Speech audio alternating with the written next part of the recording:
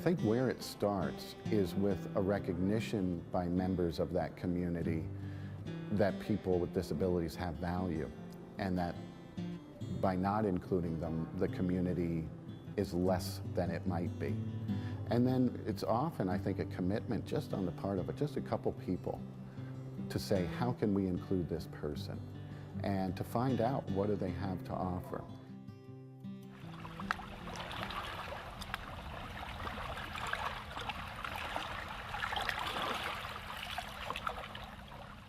What are you doing at work? What projects are you Working working on? Oh, I had to talk about work. Yeah, tell me what I you're met doing. Kathy through the St. Therese Young Adult Group.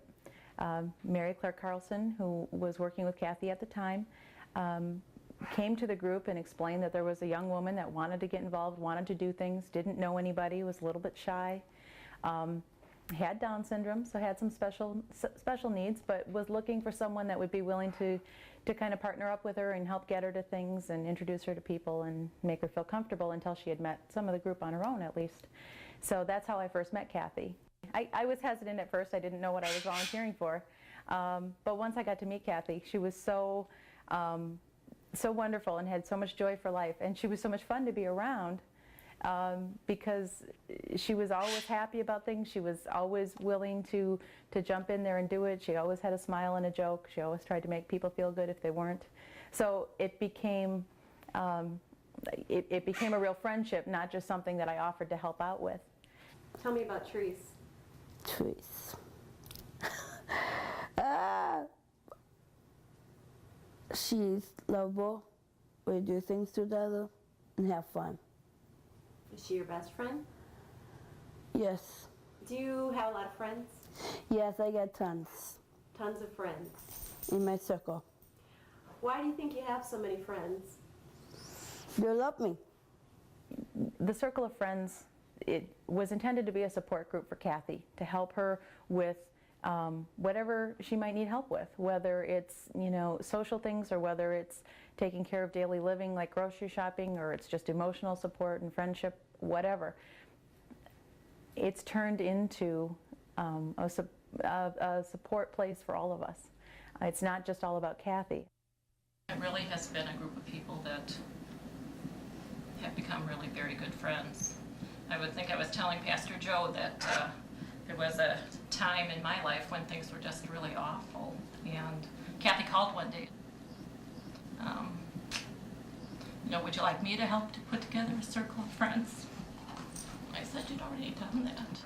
It's been an experience I never could have imagined, and I'm so happy that I took that first step and did that, more for myself than for Kathy. I know she's gotten some wonderful things out of it too, but so have I. And I'm just thrilled to have met her and had her part of my life.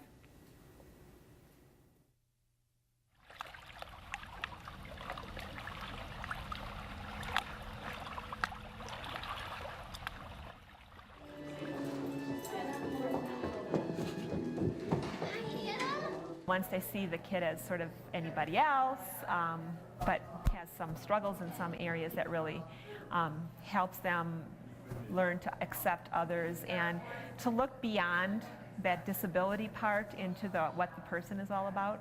A big thing, I think, is to have the children with disabilities be here and be integrated in the classroom with an assistant versus pull out with an assistant, because while that might teach more faith Bible concepts to the child, just as important is building those relationships.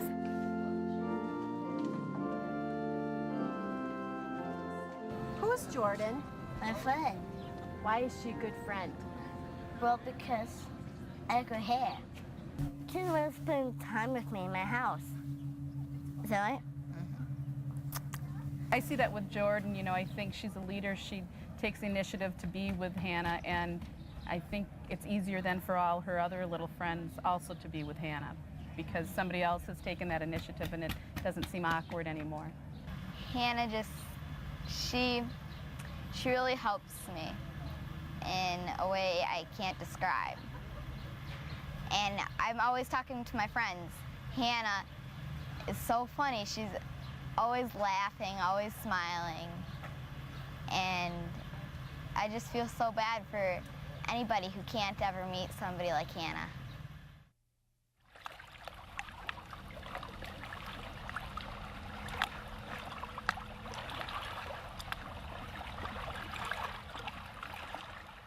And Wayne just walked in the door one Sunday morning, and I'm not sure how he got here or how he came or why, but we tried to welcome him and include him as a part of the congregation a little bit at a time as we discovered more and more about him. So we would meet at the 10:30 hour and just visit.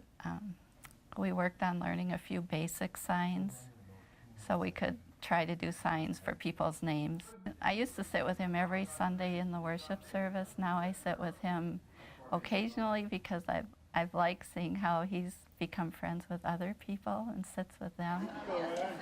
2, 1 man. It involves some risks. I don't always understand what Wayne is saying, and sometimes we just shrug our shoulders and go on. It can be scary, and you're not sure how people will respond, but we need to take those kinds of risks and reach out to others and treat them with respect and dignity. I almost cried in church the first Sunday Wayne ushered. I was the liturgist, and I was sitting up in front so I could see him when he came down the aisle with the offering plate, and he had a smile that just went from ear to ear. He was so proud of himself. I thought, wow, we helped that happen. Wayne's Circle has been the most perfect kind of inclusion effort I've ever seen, and it is the combination, again, of everybody. Everyone has this kind of role that they don't even realize they have, but it all is so incredibly perfect.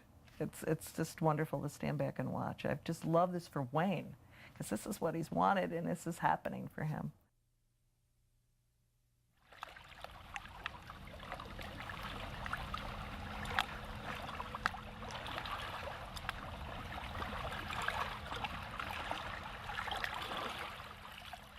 Besides singing songs, are you learning some of the Hebrew alphabet and some Hebrew words? Baruch atah. Baruch atah. What else? Eloheinu. Very nice. It's the beginning of a prayer, isn't it? Baruch atah Adonai means, blessed art thou, Lord our God, right?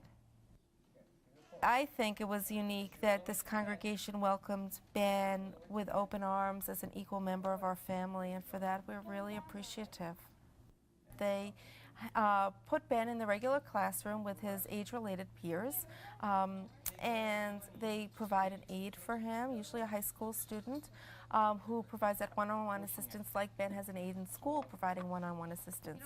And not only do they find the aid, but they also pay for the aid. And it's like, and I think that's incredible. I think that's an incredible commitment that the temple has to educating all people in the community, regardless of ability.